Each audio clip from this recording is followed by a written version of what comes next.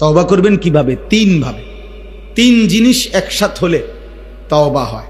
চ আকার চা লেখলে চা হয় না, শব্দ হয়। চা পাতা চিনি পানি একসাথ করলে চা হয়। ছয়কা চা লেখলে কি হয় না? চা হয় না, চায়ের শব্দ হয়। তওবা তওবা করলে তওবা হয় না, তওবার শব্দ হয়। তিন জিনিস একত্র করতে হয়। এক নাম্বার, আল্লাহকে বলতে হবে দিল দিয়ে কলিজার ভেতর থেকে যে আল্লাহ আমি গুনাহ ছেড়ে দিলাম। দুই, আর করব না মালিক, আমি ওয়াদা দিলাম। তিন, আমি লজ্জিত মাওলা, আমি মাফ চাইলাম। খোদার কসম, যদি দিল থেকে কেউ বলে, ছেড়ে দেওয়ার নিয়তে আসলেই বলে এবং ছেড়ে দেওয়ার জন্য গুনাহ চেষ্টাও করে, আল্লাহ বলবে বান্দা এই গুনাহ যদি আসমান পরিমাণও হয়, সমুদ্রের ফেনা পরিমাণও হয়, পৃথিবীর সবচেয়ে উঁচা পাহাড়ের চাইতে যদি উঁচা হয়, আমি একসাথে মাফ করে দিলাম। গাফারতু লাকা ওয়ালা উবালি, কোনো পরোয়া না করে মাফ। মাফ। ইন আতাইতানি লাইলান আতাইতুকা লাইলান, আল্লাহ বলে যদি গুনাহ নিয়ে তওবা করার জন্য রাত গভীরে আসো, আমি রব্বুল আলামিন রহমত মাগফিরাত নিয়ে রাত গভীরেই আসবো। ওয়া ইন আতাইতানি নাহারান আতাইতুকা নাহারান, আল্লাহ বলে বান্দা তুমি যদি দিনে আসো চোখের এক ফোঁটা পানি নিয়ে গুনাহ মাফ চাওয়ার জন্যে, খোদার কসম আমি রব্বুল আলামিন দিনের আলোতেই বা রহমত আর মাগফিরাত নিয়ে আসবো। তুমি আসবে যখন, আমি আসবো তখন। ইয়া ইবনা আদম কুম ইলাইয়া আমশি ইলাইকা, হাদিসে কুদসিতে আছে আল্লাহ বলেন বনি আদম তুমি আমার জন্য দাঁড়াও, আমি আল্লাহ তোমার জন্য হাঁটবো। ওয়ামশি ইলাইয়া উখারবিলু ইলাইকা, তুমি বান্দা আমার জন্য হাঁটো, আমি তোমার জন্য দৌড়বো। তুমি আসবে যে দূর, আমি আসবো তার চাইতে বেশি। তুমি আসবা 1 বিঘত, আমি আল্লাহ আসবো 1 হাত। তুমি আসবা 1 হাত, আমি আসবো 2 হাত। তুমি আসবে হাঁটতে হাঁটতে, আতাইতুকা হারওয়ালা, আমি রব্বুল আলামিন রহমত নিয়ে আসবো দৌড়তে দৌড়তে। কাউকে বলবো না ওয়ালা উবালি, কাউকে শোনাবো না, কাউকে ডাকবো না, তোমার বাপ কেউ না, গ্রামবাসী কেউ না। রাতের 4টায়, রাতের 3টায় অন্ধকার পৃথিবীতে তুমি একাকী চোখের পানি ফেলে মাফ চাইও বান্দা, আমি একাই তোমারে মাফ করে দেব। মাফ করে দেব বান্দা, আল্লাহ আমাকে মাফ করে দেন। চলেন ভাই, অতএব গুনাহ ছেড়ে দেন, আল্লাহর নাফরমানি ছেড়ে দেন, আল্লাহর নাফরমানি ছেড়ে দেন। বাবা কষ্ট করছেন, আমারও কষ্ট লাগতেছে, আপনাদের অনেক কষ্ট হয়েছে। এত রাত আপনারা বয়স্করা বাবারা বসছে, সবাই মিলে গুনাহ ছেড়ে দিবেন, বলেন ইনশাআল্লাহ। এক মুমিনের মৃত্যু পর্যন্ত 2টা ডিউটি একজন মুসলমান: 1 গুনাহ বর্জন, 2 আদেশ পালন। এটাকেই বলে তাকওয়া, এরই বলে মুত্তাকি, একেই বলে জান্নাতি। গুনাহ বর্জন, হুকুম পালন। বলেন মুমিনের ডিউটি কয়টা? 1। বলেন 1 নম্বর কি?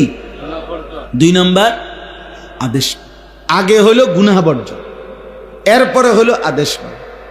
কারো মনে করেন সতর খোলা, আবার তার নামাজের ওয়াক্ত, তো নামাজ পড়া এটা হলো নেকি, সতর খোলা এটা হলো গুনাহ। এখন এই কোনটা আগে দায়িত্ব? হিসাব বুঝছেন না? নামাজের বাহিরে ফরজের মধ্যে একটা আছে কি না? তাহলে কি বুঝা গেল? বুঝেন নাই কথা? সতরও খোলা, নামাজও সামনে, তো নামাজ পড়লে নেকি, সতর খোলা থাকলে কি? গুনাহ। প্রথম দায়িত্ব কি? এই মানে সতর ঢাকা, এরপরে কি? গুনাহ বর্জন, প্রথম জিম্মাদারি এটা। এজন্য প্রিয় সন্তান, যতক্ষণ পর্যন্ত তুমি পাক নাফাকের পার্থক্য করবা না, ততক্ষণ নামাজ পড়তে মন চায়। আমি না, আমার বাইকটা দিলেও হইতো না। আব্দুল কাদের জিলানিরও যদি বাইকটা তোমারে দেয়, বাইজিদ বোস্তামিরও যদি বাইকটা দেয় হবে না, তুমি তো নাপাক, তুমি তো পেশাব করে টয়লেট পেপার ব্যবহার করো না, পানি ব্যবহার করো না, তোমার শরীর নাপাক। এই নাপাক থাকার কারণে অধিকাংশ মুসলমানের নামাজ পড়ার কোনো আগ্রহ জন্মে।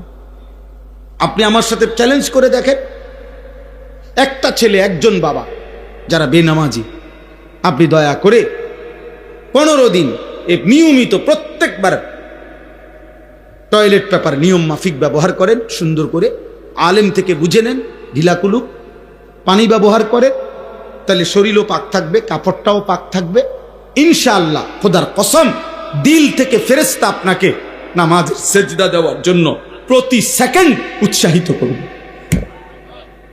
এই তোমরা ছেলেদের হালাত হলো এই কারণে আব্বা, নারী দেখতে দেখতে, মোবাইলের নারী দেখলে বীর্যপাত হয়, অশ্লীল দৃশ্য দেখলে বীর্যপাত হয়, উলঙ্গ ছবি দেখলে বীর্যপাত হয়, হারাম কল্পনা করলে বীর্যপাত হয়, অসৎ বন্ধুদের সাথে অসভ্য কথা বললে, নারীকে নিয়ে জিনা ব্যভিচারের কথা বললে বীর্যপাত হয়।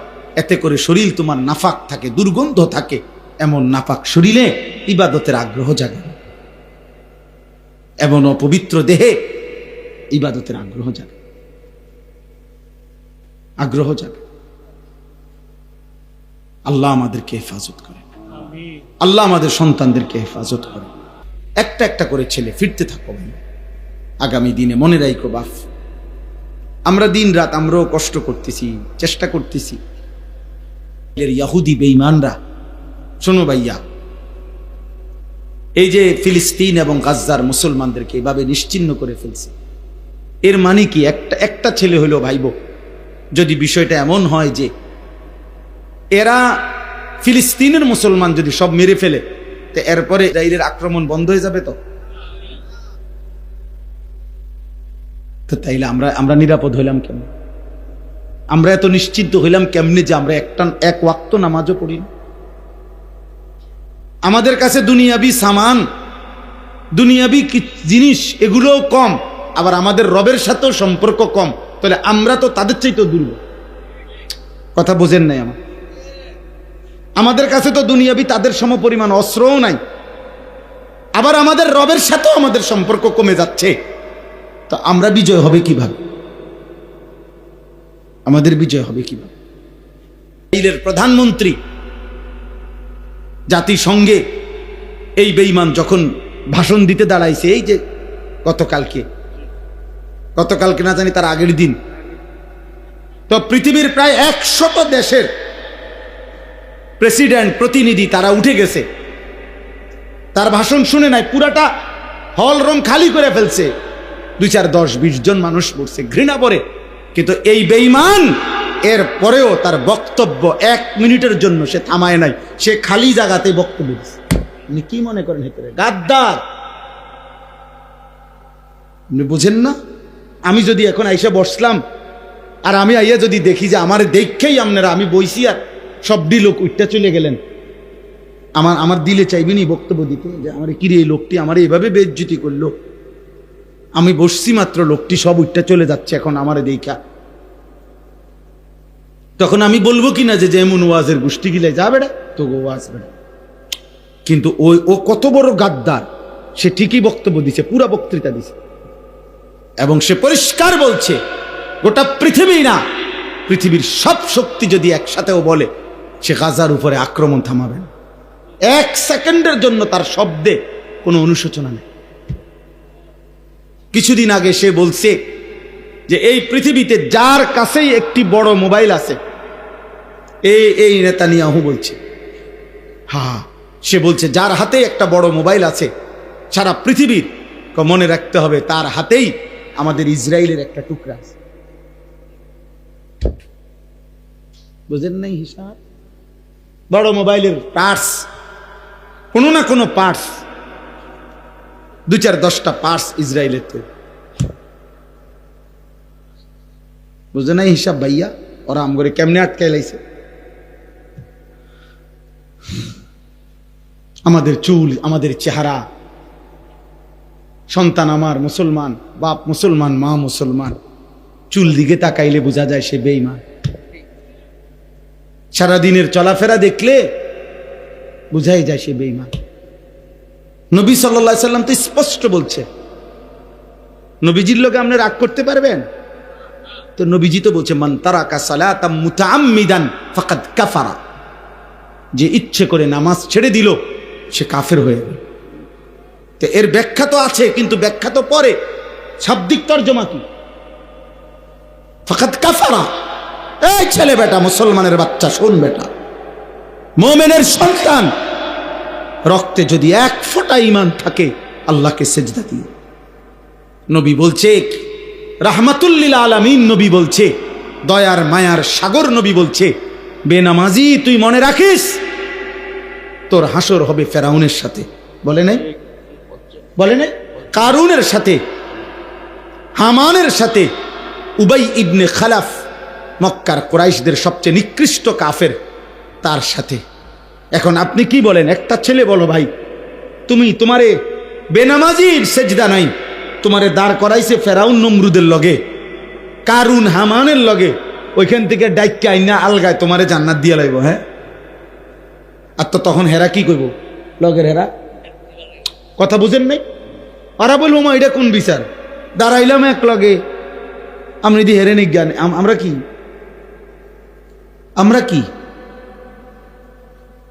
যদি বিবেক থাকে কারো, ভাই বোন, সুপারিশ মামুর বাড়ি না, হাউজে কাউসারের ফানি সাপকলের ফানি না, ট্যাপ ছেড়ে দিলেই ফানি বাইর হয়, এরম না।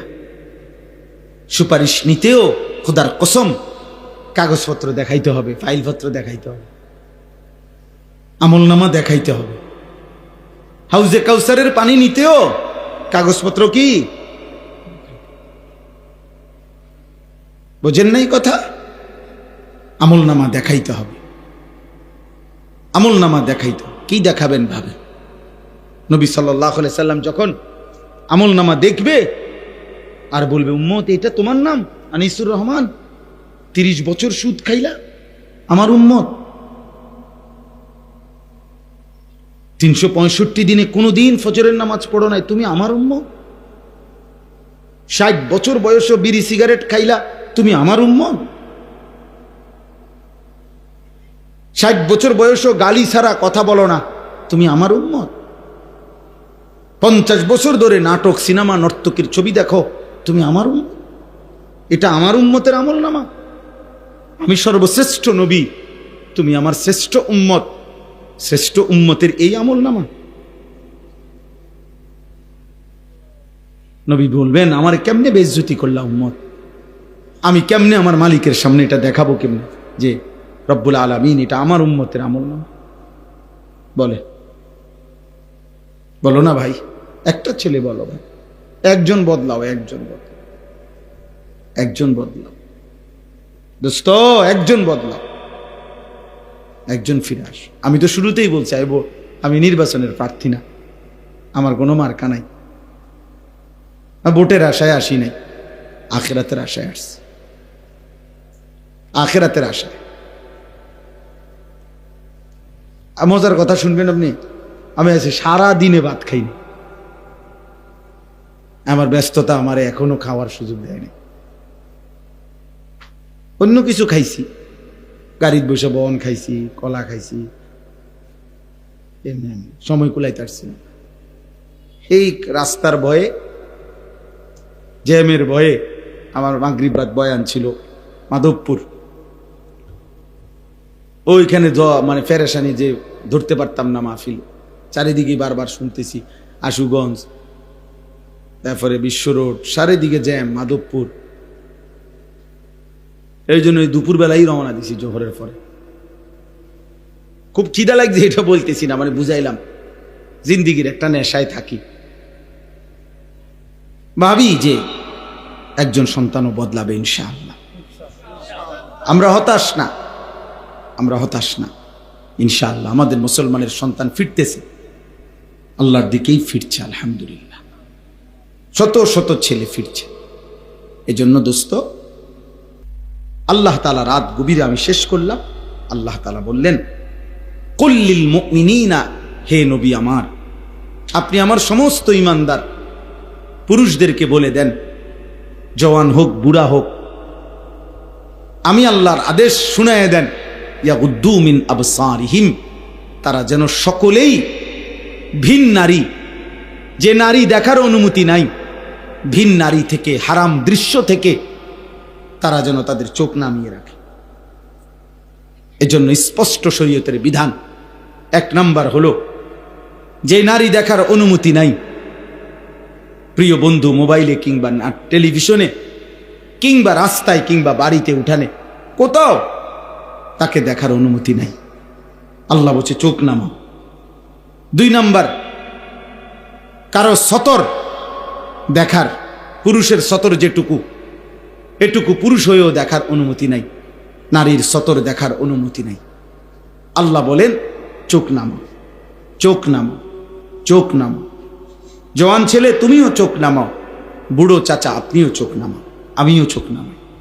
ওয়াহফাজু ফুরুজাহুম, আল্লাহ বলেন আমার ইমানদার বান্দাদেরকে বলেন তারা যেন প্রত্যেকে নিজেদের লজ্জাস্থানও হেফাজত করে, জিনা যেন না করে, ব্যভিচার যেন না করে, পুরুষে পুরুষে কোনো অপকর্ম যেন না করে, পুরুষে নারীতে যেন কোনো অপকর্ম না করে, নারী নারী যেন কোনো অপকর্ম না করে, নিজের হাতকে যেন অপকর্মে নাপাক ব্যবহার না করে, যেই কোনো রকমে নিজের হারাম যৌন চাহিদা যেন পূরণ না করে। আল্লাহ বলছে বিনিময়ে আল্লাহ একটা মজার ওয়াদা দিছেন। আল্লাহ বলছে আমার বন্ধু আপনি বলে দিয়েন, আমার কোনো ইমানদার বান্দা যদি, পুরুষ না মহিলা সবার জন্যই হুকুম, ওয়াকুল্লিল মুমিনাতি ইয়াগদুদনা মিন আবসারিহিন্না ওয়া ইয়াহফাজনা ফুরুজাহুন্না, পুরুষদের জন্যই হুকুম, নারীর জন্য। পুরুষকেও বলছে চোখ নামাও, নারীকেও বলছে চোখ নামাও। মহিলা বোরকা পরছে তো ঠিক আছে, বৃত্তে চশমা লাগাইছে এটাও ঠিক আছে, উর্ফে কাপড় আছে, কিন্তু এবারই চশমা বৃত্তে সব চায়, তাহলে আপনার এটাও কি না পর্দা না? কথা বোঝেন নাই আপনি? চোখ নামাইতে হবে পুরুষকেও, চোখ নামাইতে হবে কাকে? মহিলা। আমার একজন ওস্তাদ ছিলেন হযরত মাওলানা মুস্তফা মাহমুদি, হুজুর এখনো বেঁচে আছেন। হুজুর একদিন আমগরে সবকে বুঝাইছিলেন, ওই যে মেইন রোডে রাত্রিবেলা যে ট্রাক চলে, এই ট্রাকের যে হেডলাইট, এটার একটা নিয়ম আছে যে মুখোমুখি হেডলাইট, মানে এদিক থেকে একটা ট্রাক আসতেছে, এদিক থেকে একটা যাইতেছে, তো ট্রাক যদি রাত্রেবেলা এরকম মুখোমুখি হয় বা বাস, তো দোনোটারে তো 4টা হেডলাইট না, এই গাড়ির 2টা ওই গাড়ির 2টা না, তো মুখোমুখি হইলে কাছাকাছি আসলে নিয়ম হলো ড্রাইভারদের হেডলাইট ডাউন করতে হয়। দোনোজনে, দোনো গাড়ির হেডলাইট কি করতে হয়, এটা নিয়ম আছে হেদের, হেরা বোঝে, নিচের দিকে দিতে হয় আর কি। নিচের হেডলাইট ডাউন করলে দোনো গাড়ি তখন সাইড বোঝে যে আমি কোন দিকে যাবো, হে কোন দিকে যাবো। আর নয়তো যদি দোনো হেডলাইট মুখোমুখি থাকে অ্যাক্সিডেন্ট হবে। তো হুজুরের জন্য বলতেন, আল্লাহ তাআলা বলছে মোমেন পুরুষ মোমেন নারী, ছেলে মেয়ে মুখোমুখি যখন হবে, কাছাকাছি যখন হবে, দেখার সুযোগ যখনই হবে, আল্লাহ বলছে দুইজনই হেডলাইট নামায় দাও। ছেলেও চোখ নামাও, মেয়েও চোখ নামাও, পুরুষও চোখ নামাও, নারীও চোখ নামাও, তাহলে দুজনেরই সম্মান ইজ্জত দিন রক্ষা হবে। যালিকা আজকা লাহুম, আল্লাহ বলেন যে তার চোখ হেফাজত করবে এবং লজ্জাস্থান হেফাজত করবে, আমি আল্লাহ ওয়াদা দিলাম আমি তার অন্তর 100 শতভাগ পবিত্র করে দেব। পুরা দিল সাফ, একদম সার্ভেক্সে দিয়া ধুয়ে দেব, অর্থাৎ দিল সাফ করে দেব। আজকা ইসমে তাফজিল, সর্বোচ্চ পবিত্র করে দেব। ইন্নাল্লাহা খাবীরুম বিমা ইয়াসনাউন, আল্লাহ তাআলা বলে বান্দা মনে রেখো আমি আল্লাহর সাথে চালাকি করো না। তাকাইয়া রয়েছে এদিকে, বাঁকা চোখে চাইতেছো হেদিকে, কেউ জিগাইলে কিও কি না করতে, আমি এদিকে না, বুঝেন না? চা দোয়ানে বসে বসে বেরিয়ে চায়, জিঙ্গাইলে কাকা কি খবর, না আল্লাহ দোয়াই বাতিজা, খবরে না শুনি। ও খবর মানুষের চোখে শোনে, হ্যাঁ মানুষে কি চোখ দিয়ে নি খবর শোনে, কি দিয়া? তা আপনি যদি চাইয়া রয়েছেন আগ করিয়া বলেন, আপনার যদি খবরই শোনা দরকার আপনি ঘুরে বইয়েন, বোঝেন নাই? দোকানের এদিকে বইয়েন, দোকানের টেলিভিশন এদিকে, আপনি ওইদিকে বসেন, উল্টা উল্টা বসেন, চেয়ার ঘুরে বসেন, তাহলে তো কানে শুনবেন, বেডি দেখবেন না, বলেন না?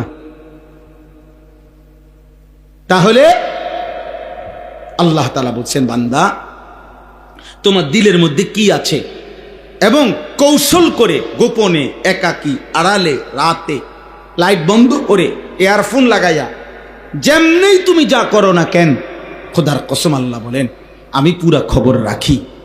ইন্নাল্লাহা খাবীরুন, আল্লাহ খবর রাখে, আল্লাহ খবর রাখে, আল্লাহ খবর রাখে। বান্দা আমারে আড়াল করতে পারতা না, আমার থেকে লুকাইতে পারবা না। এই পৃথিবীর কেউ যদি না দেখে, না জানে, না শুনে, না বোঝে, আমি রব সব দেখি, সব শুনি, সব বুঝি, সব জানি। জানে কি না? বলেন না কেন? আল্লাহ তাআলা আমাদেরকে, আমাদের ছেলেদেরকে, আমাদের মেয়েদেরকে, আমাদের পর্দার আড়ালের মা বোনদেরকে হেফাজত করেন। মেয়েদেরকে বুঝায়েন, বোনদেরকে বুঝায়েন। বিশেষ করে মনে কষ্ট নিয়েন না। আমার একটা অনুরোধ, প্রবাসীর স্ত্রী যারা, প্রবাসীর ছেলে মেয়ে যারা, জানেন না প্রবাসী বিদেশে অনেক কষ্ট করে, মাথার ঘাম বেচারার পায়ে পড়ে, 12 ঘন্টা, 14 ঘন্টা, 16 ঘন্টা ডিউটি করে। এই এত লম্বা ডিউটি করে কষ্টে জমানো টাকা বুকে বাঁধা স্ত্রী সন্তানের জন্য বাড়িতে পাঠায়। সেই প্রবাসীর স্ত্রী যদি, সেই প্রবাসীর ছেলে মেয়ে যদি আল্লাহর নাফরমানি করে, হারাম কাজ করে, গুনাহ করে, পরকিয়া করে, জিনা ব্যভিচারের সাথে সম্পৃক্ত থাকে, খোদার কসম এর চাইতে বড় জুলুম আর কিছু হইতে। তোমার জন্য এই স্বামী বেচারা আজকে 12 বছর 16 বছর সে তার সমস্ত সুখ কোরবানি করে সে বিদেশের মাটিতে পড়ে আছে একা, আর তুমি বোন বাজারে বাজারে ঘোরো,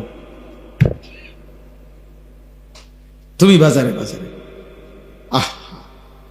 আল্লাহ আমাদেরকে হেফাজত করে, আল্লাহ আমাদেরকে হেফাজত করে, আল্লাহ আমাদের সবাইকে কবুল করেন।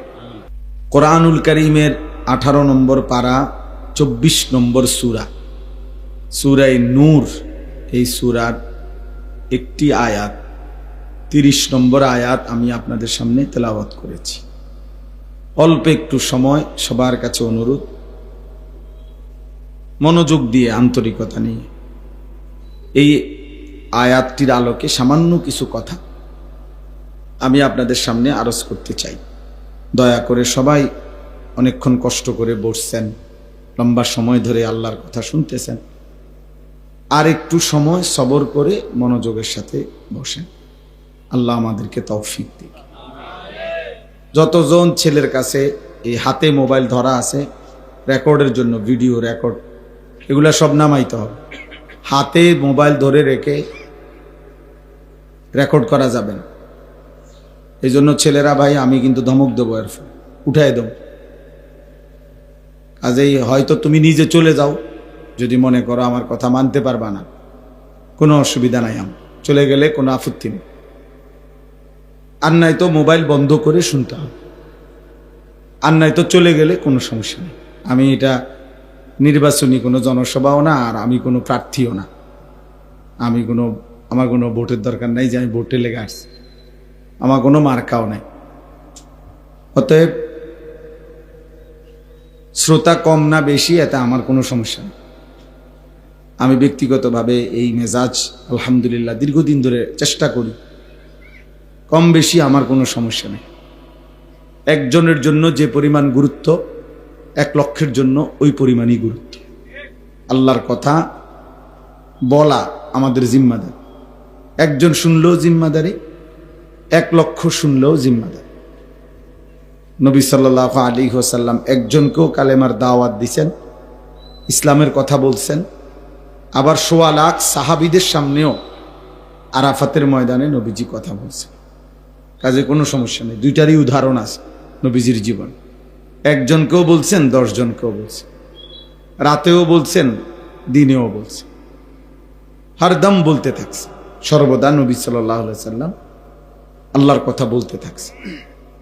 নূহ আলাইহিস সালাম থেকে মানুষকে আল্লাহর দিকে ডাকার সেই যে শুরু, তো প্রত্যেক নবী রাসূলগণের সিফাত এটা যে ওনারা বলতে থাকছে।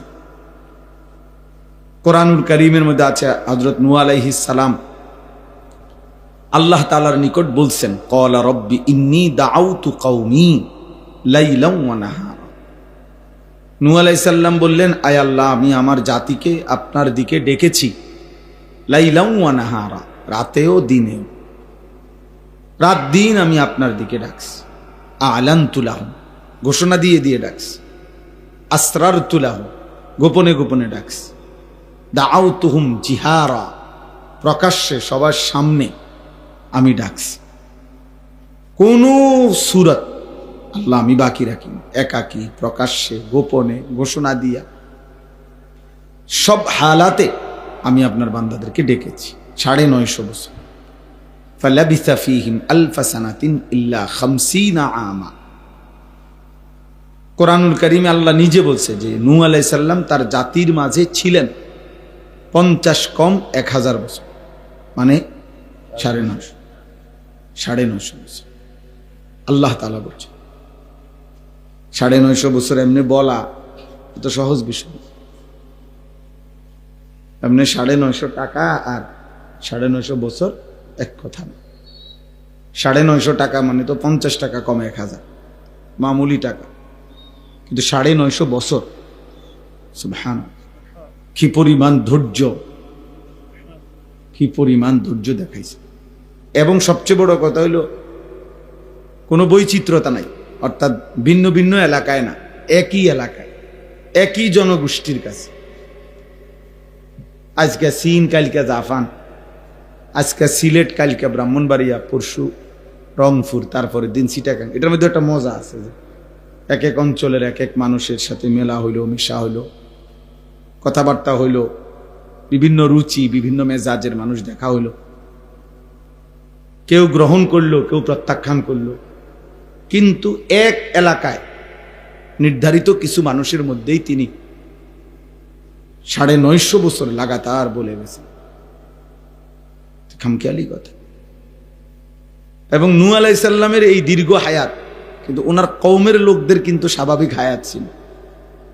মানে এটা আবার বুঝবেন যে, মনে রাখবেন, মানে এমন না যে ওনার এলাকার, মানে ওনার কওমের লোকরাও এক একজন 700-800 বছর বয়স, এমন না। ওরা স্বাভাবিক হায়াত। উনি আল্লাহ তাআলা এটা মুজিজা দিয়েছেন, উনি হায়াত পাইছেন এত লম্বা। কিন্তু অন্যান্য স্বাভাবিক মানুষ স্বাভাবিকভাবে মারা গেছে। এই জন্য তাফসীরের মধ্যে আছে কোন কোন ফ্যামিলির 7 পুরুষ নূহ আলাইহিস সালাম কালেমার দাওয়াত দিয়েছে। 7 পুরুষ, 7 পুরুষ বুঝেন না? মানে যেমন আমার দাদা, আমার আব্বা, আমি, তার আমরা 3 পুরুষ, মানে 3 স্টেপ। এখন আমার ছেলে তো 4র্থ পুরুষ।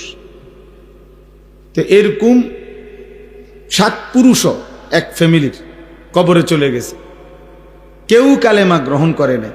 মানে ধরেন না, দাদা, দাদার বাপ, দাদার দাদা, হ্যাঁ, আবার দাদার ফুত, ফুতের ঘরে নাতি, নাতির ঘরের ফুত, এরকম আর কি। কেউই, সবাই হায়াত শেষ, তিনি বলে গেছেন, কালেমা গ্রহণ করে নাই। তবুও তিনি সেই ঘরে পুনরায় আবারও কালেমার দাওয়াত নিয়ে গেছেন। এই জন্য দোস্ত, এটা জরুরি।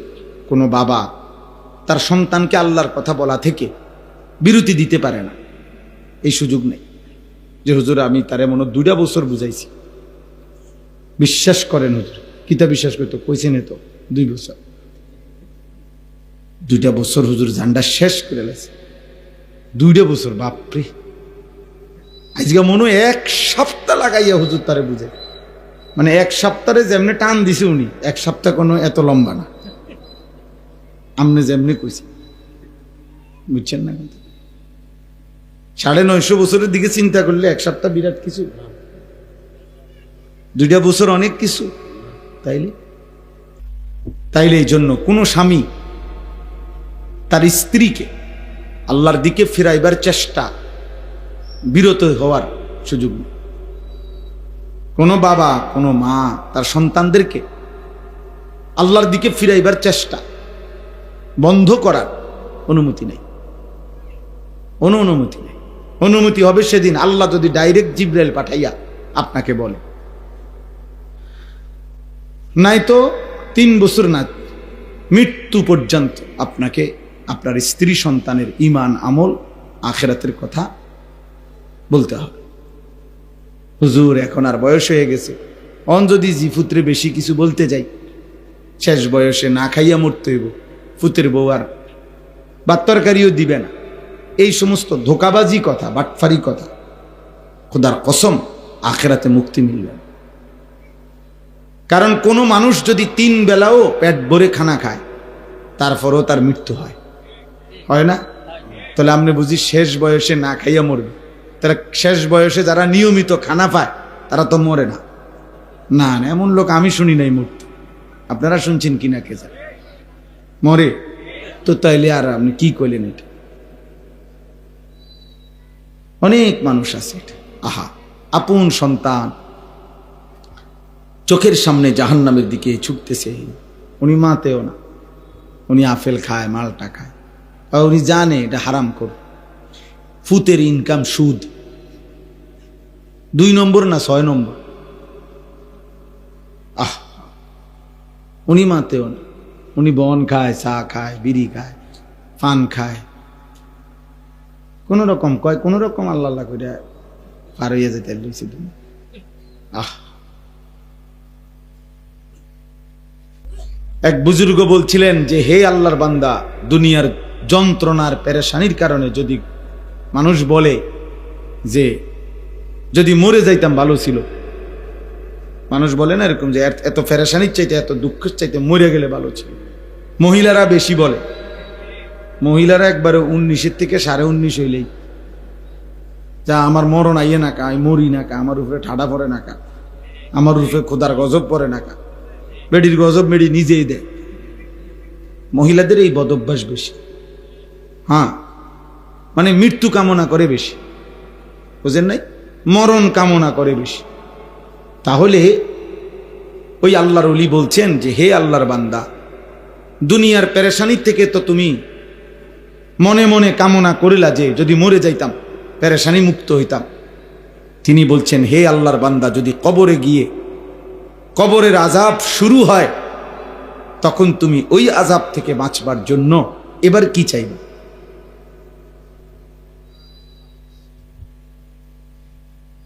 বুঝেন নাই? দুনিয়ার পেরেশানির থেকে বাঁচার জন্য তো আপনি মৃত্যু চাইলেন, আচ্ছা তো মরলেন আর কি। তো এখন কবরে গিয়ে যখন আযাব হবে আল্লাহর নাফরমানির কারণে, তখন কি করবেন? তখন কি চাইবেন? আবার দুনিয়া আইতে চাইবেন? আমরা মস্কারি, হ্যাঁ, আবার দুনিয়ায় আসতে চাইলে আপনারা আবার ফেরত দিবে নাকি? তাহলে এজন্য আমি কথাটার প্রসঙ্গে বললাম আর কি। কোন স্বামী, কোন বাবা, কোন মা, আপনারা এটা মনে রাখবেন, কোনোভাবেই স্ত্রী সন্তানের, পরিবারের কমপক্ষে হালাল হারাম, পাক নাফাক, নামাজ রোজা, বন্দিগি, ইবাদত আমল, আখেরাত, এই চেষ্টা বন্ধ রাখার অনুমতি নেই। যে অনুমতি হবে সেদিন আল্লাহ নিষেধ করবে। যেদিন নূহ আলাইহিস সালামকে সরাসরি আল্লাহ নিষেধ করছে। কেনান ওনার ছেলে যে কাফের ছিল, নূহ আলাইহিস সালামের এই ছেলে যখন নূহ আলাইহিস সালামের নৌকা উঠে গেছে, তিনি পানি ওয়াফারাত তান্নুর, কোরআন শরীফে আছে যে চুলার থেকে পানি বের হয়ে গেছে। নূহ আলাইহিস সালাম বুঝছে যে কিছুক্ষণের মধ্যেই পানি তুফানে পূর্ণ হয়ে যাবে। তো তখনও নূহ আলাইহিস সালাম ছেলেটাকে বলছে, বাবা কালেমা পড়ে ইয়া বুনাইয়া রকাব মা'ানা, আমার সাথে নৌকাতে উঠে আসো, বাপ ঈমান আনো। নূহ আলাইহিস সালামের ছেলে বলছে, না আমি নৌকায় উঠব না। সাআবি ইলা জাবালিন ইয়াসিমুনি মিনাল মা। নাফরমান ছেলে বলতে লাগছে যে বাবা আমি ওই পাহাড়ের উপরে গিয়ে আশ্রয় নেব, এত উঁচা পাহাড়ের উপরে তোমার খোদার পানি যাবে না। বন্যা হইলে ওইব আর আল্লাহ বুঝি হিমালয় পর্বতের উপর, বুঝেন নাই কথা? সেই বুঝতে মনে করছে এটা। তো নূহ আলাইহিস সালাম তখনও আবার বলছে লা আসিমাল ইয়াউমা মিন আমরিল্লাহ, না রে বাপ, আল্লাহর আযাব থেকে আজকে কেউ বাঁচাইতে পারবে না, তুই ভুল কইরো না বাবা। আসো। না, ছেলেটা আসে নাই, উনি টানাটানি করছে।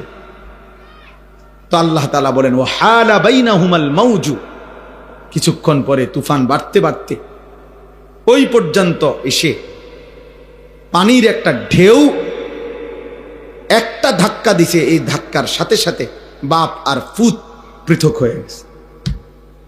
ফাকানা মিনাল মুগরাকিন, নূহ আলাইহিস সালামের ছেলে কেনান তখন পানিতে ডুবা শুরু করছে। আল্লাহ বলেন তখনও দেখেন এবার হাত থেকে ছুটে গেছে, আর আর আর ধরতে পারতেছে না নূহ আলাইহিস সালাম, কিন্তু তখনও তিনি নৌকায় দাঁড়িয়ে, কোরআন শরীফে আছে ওয়ানাদা নূহ, নূহ আলাইহিস সালাম দোয়া করছে এবার আল্লাহর কাছে, হাত উঠাইছে, ইন্না ইবনি মিন আহলি, আল্লাহ আমার যে সন্তান এটা ডুবে যাচ্ছে, যে এটা আমার ছেলে, আমার পরিবার, আমার সন্তান, আমার বংশধর। এই ছেলে, এটা অপদার্থ কোথাকার, না জানলে আসলো কেন সে? বাকি ছেলেরা তোমরা শোনো নাই, তোমরা মানা করো। আমি ছেড়ে দেবার মানুষ না বাপ, সাফ কথা। আমার জিন্দিগির সিদ্ধান্ত এটা, কোন মাহফিল দ্বিতীয়বারের আশায় আমি আর বয়ান করি না। একবারই আসলাম মনে করেন, কোনো অসুবিধা নাই, আর কোনো দিন আসবো না, কোনো সমস্যা নাই। কিন্তু এই সন্তান ফিরাইতে হবে, আমাদের এই ছেলেগুলারে বাঁচাইতে হবে।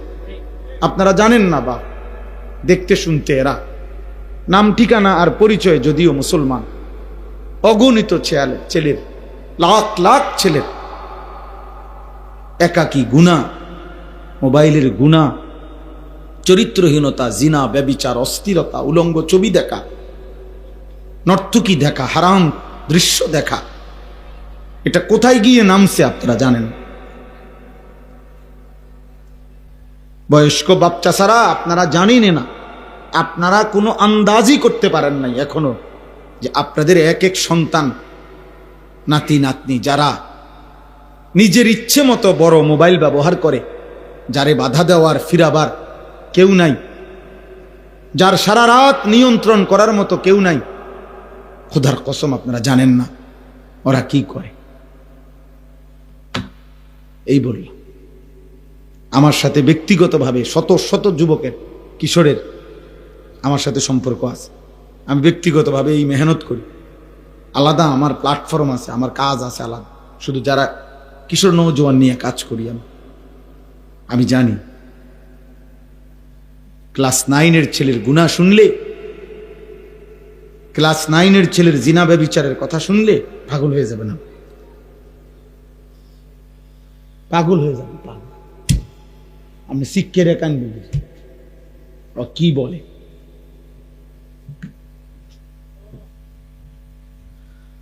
হ্যাঁ এই কোরআনুল করিম সামনে বললাম, এক নির্ভরযোগ্য বিশ্বস্ত কথা হলো, এই 15 দিন আগেও আমার একজন 7 বছরের বাচ্চা আপন বাবার বড় মোবাইল দিয়ে উলঙ্গ ছবি, রব্বে কাবার কসম, কোরআন শরীফ সামনে রেখে, 7 বছরের বাচ্চা। আমার জাতি ধ্বংস হবার আর বাকি কথা বলেন? জিজ্ঞাসা করেন যে কতদিন হয় নামাজ পড়ে না, কতদিন, মানে একজন 18 বছরের ছেলে অগণিত জিজ্ঞাসা করেন যে বাপ 5 ওয়াক্ত নামাজ পড়ো নাই, অথবা পড়ছো মনে পড়েনি কোন গত 2-4 বছর। একটা ছেলেকে জিজ্ঞাসা করেন না যে বাবা গত 365 দিনে যে 1 বছর গেছে কোনদিন ফজরের নামাজ পড়ছো নি? তুমি জানো নি ফজরের ওয়াক্ত হয় কয়টায়, সূর্য ওঠে কয়টায়? আমার জাতি আর কতদিন টিকবে? আমি এই 3-4 দিন আগেও এক মসজিদে সারা রাত জার্নি করে হুজুর ফজরের ওয়াক্তে এক মসজিদে ঢুকছি, মানে এক জায়গায় যাচ্ছি, ইচ্ছা করে নাম বলতেছি না জেলার,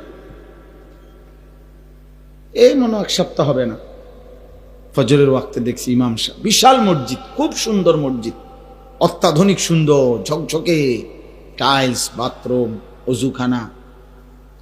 আহা, কসম খোদার, ফজরের নামাজে নিজ চোখে দেখছি সিরেফ ইমাম সাহেবের পিছনে একজন লোক, একজন।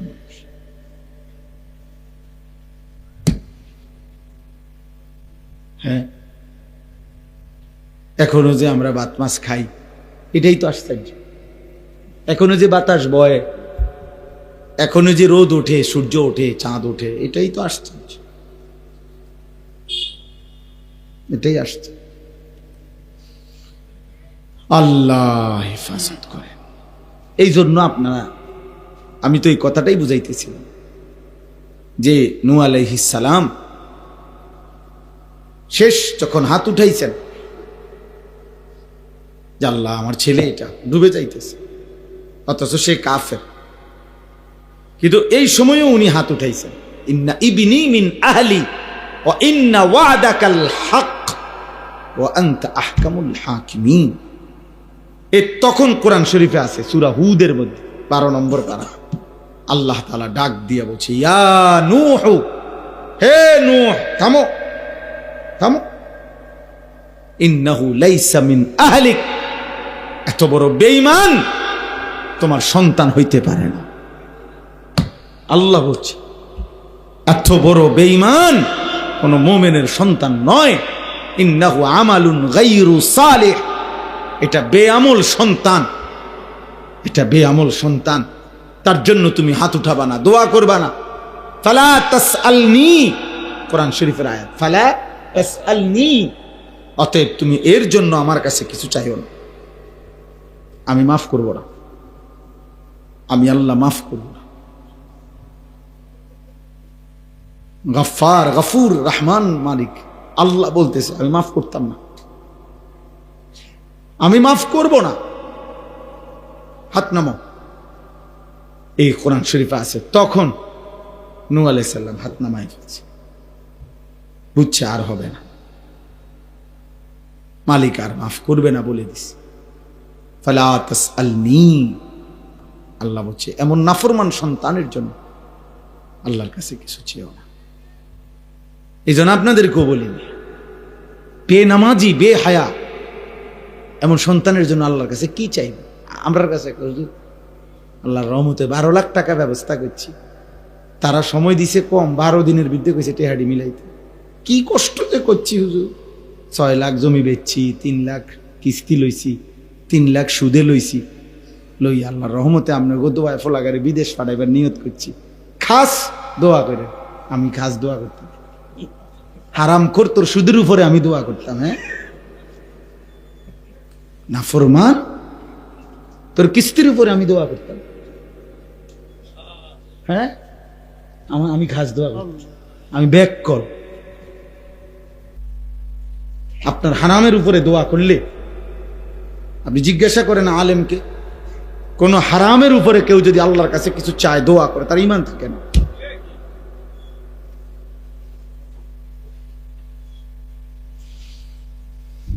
আল্লাহর রহমতে বলে ব্যবস্থা করছে টাকা, সুদের টাকা আল্লাহর রহমতে ব্যবস্থা করছেন, কিস্তির টাকা আল্লাহর রহমতে ব্যবস্থা করছেন। আপনার উপরে ফরজ করছিল ইসলামী শরীয়ত যে সুদে হোক কিস্তিতে হোক ছেলেরে যেমনে পারো বিদেশ পাঠাও, এটা ইসলাম আপনার উপরে বলছে তো না?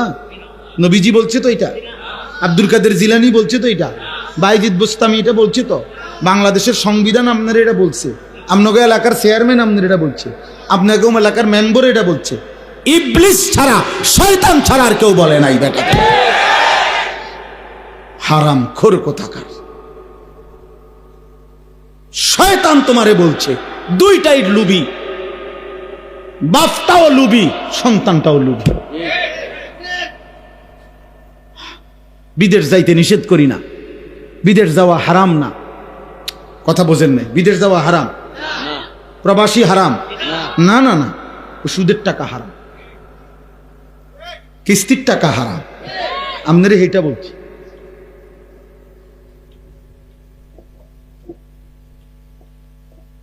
অতএব স্ত্রী সন্তানকে আল্লাহর দিকে ফিরানো, আখিরাতের দিকে ফিরানোর চেষ্টা, ওযু নামাজ পাক পবিত্র হালাল হারামের দিকে ফেরানোর চেষ্টা, এটার থেকে কোনো অভিভাবক, কোনো স্বামী, কোনো বাবা, কোনো মায়ের ছুটি মিলবে কখন? বলেন। জিবরাইল ফাটাইলি আপনার কাছে যদি আলাদা কে আসে, তারা আমাদের কাছে এখন জিবরাইল আসার সুযোগ আছে তো? আসে কেন? জিবরাইল আইন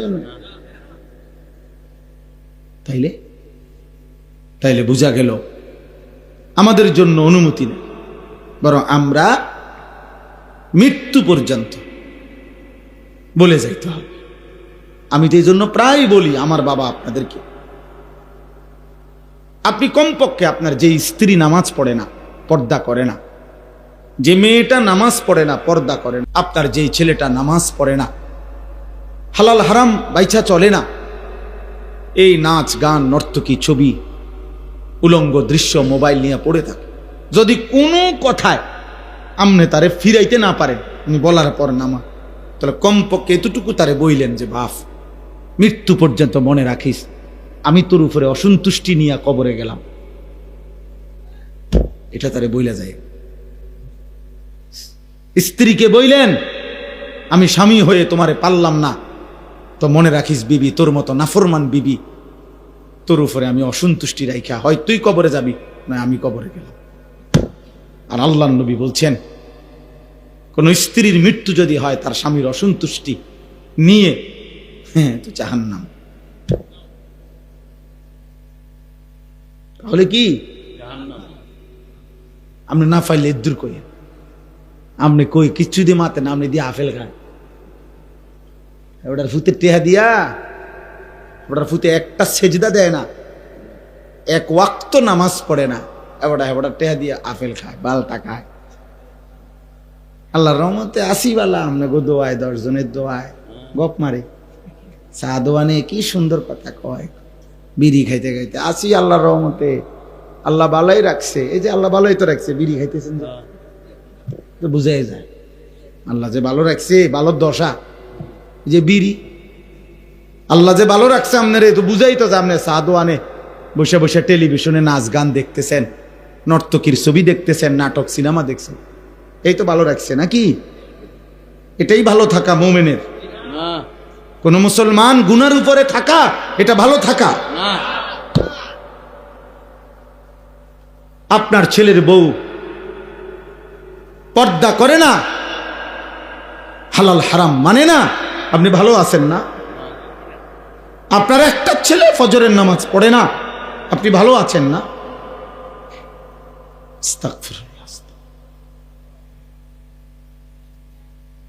কিসের ভালো থাকলেন আপনি? আপনার ঘরে জাহান্নামের আগুন জ্বলতেছে, এই সময় আপনি ভালো থাকেন কেমনে ভালো থাকেন? আল্লাহ নবী সাল্লাল্লাহু আলাইহি ওয়াসাল্লাম কসম খোদার হাদিসের মধ্যে আছে, নবীজি নিজে নবীর মেয়ে ফাতেমা রাদিয়াল্লাহু তাআলা আনহা বলেন, ফাতেমা কি নামাজি ছিল না বেনামাজি? পর্দানশীল না বেপর্দা নারী?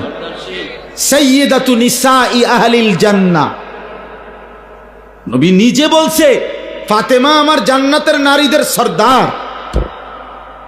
সেই ফাতেমার ঘরের দরজা আল্লাহ নবী সাল্লাল্লাহু আলাইহি সাল্লাম ফজরের নামাজের সময় নবী নিজে ফাতেমার ঘরের দরজার কড়া নাড়তেন আর বলতেন, ইয়া ফাতেমা কুমি, ফাতেমারে আমার মা, নামাজের জন্য উঠো মা, কুমি লিসসালাহ, নামাজের জন্য উঠো মা, আনকিজি নাফসাকে মিনান নার, মা ফাতেমা জাহান্নামের আগুন থেকে নিজেকে বাঁচাও মা, ফা ইন্নী লা উগনি আনকে মিনাল্লাহি শাইআ।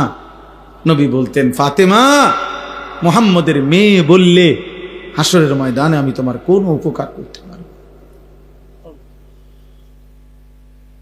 সেজদা দেখাইতে হবে, তোমার পর্দা দেখাইতে হবে, আল্লাহর গোলামি দেখাইতে হবে, মুহাম্মদের মেয়ে বললে হবে।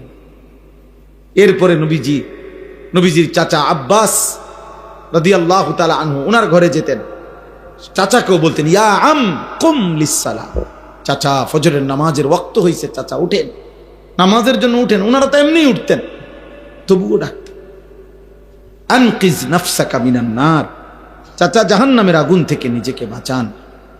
ফাইন্নী লা উগনি আনকা মিনাল্লাহি শাইআ, মুহাম্মদের চাচা বললে, চাচা হাসরের দিন আমি আপনার কোনো উপকার করতে পারব না।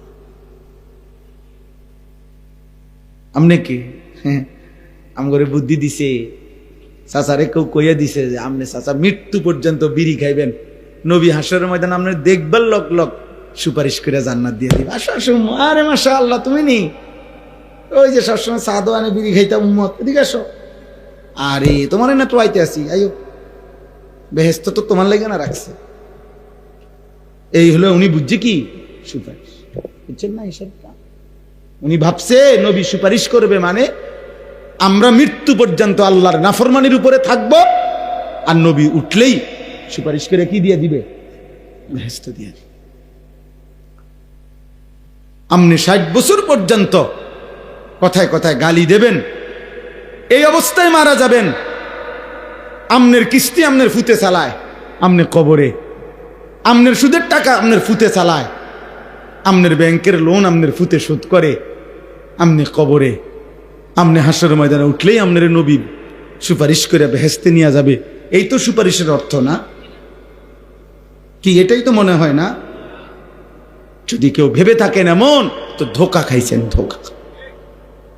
ওমা ইয়াখদাউনা ইল্লা আনফুসাহুম ওমা ইয়াশউরুন, ধোঁকা খেয়েছেন, বুঝেন নাই। কোরআনুল কারীমের মধ্যে আল্লাহ বলছেন আমার মুমিন বান্দা কেমন হয়। আল্লাহ বলেন আমার মুমিন বান্দা নামাজও আদায় করে, আমার দেওয়া সম্পদ থেকে যাকাতও দেয়। আল্লাহ বলেন নামাজের সেজদা দিয়েও, আল্লাহর পথে পূর্ণ খরচ করেও, ওয়াকুলুবুহুম ওয়াজিলাতুন আন্নাহুম ইলা রাব্বিহিম রাজিউন। আল্লাহ বলে প্রতিটা সেজদা দিয়েও আমার বান্দা তার অন্তর আমি আল্লাহর ভয়ে কাঁপতে থাকে। যাকাত দিয়ে, আল্লাহর রাস্তায় দান করে, সাদাকা করেও আমার বান্দা তার অন্তর আল্লাহর ভয়ে কাঁপতে থাকে, আর এই কথা বলতে থাকে, হায় আমাকে তো হাসরের ময়দানে আল্লাহর কাছে ফিরতে হবে, আর আল্লাহ যদি গ্রহণ না করে আমার কি হবে।